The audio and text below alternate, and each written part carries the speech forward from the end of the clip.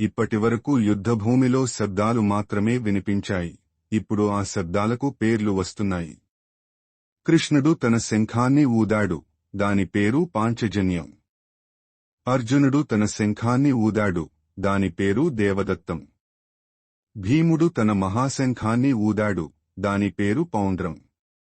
ఇది సాధారణ శబ్దం కాదు, ఇది వ్యక్తిత్వం మాట్లాడిన శబ్దం. ప్రతి శంఖానికి ఒక పేరు ఉంది, ఎందుకంటే ప్రతి వ్యక్తి తన స్థానాన్ని స్పష్టంగా తెలుసుకున్నాడు.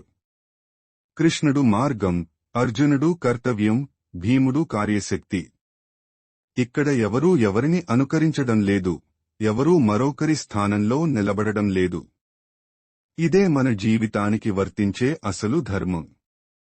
అందరూ ఒకేలా ఉండాల్సిన అవసరం లేదు, ఒక్కొక్కరికి ఒక్కొక్క పాత్ర ఉంటుంది.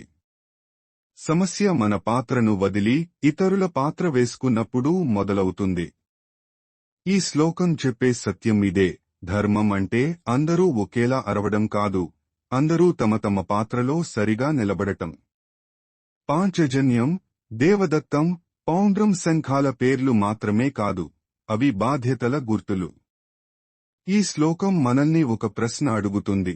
నీవు నీ పాత్రలో నిలబడి మాట్లాడుతున్నావా, లేక ఇతరుల పాత్రను కాపీ చేస్తున్నావా?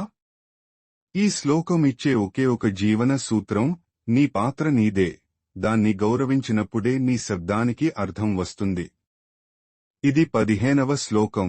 ఇంకా శంఖాలు మోగుతూనే ఉంటాయి, ఇంకా పేర్లు వినిపిస్తూనే ఉంటాయి.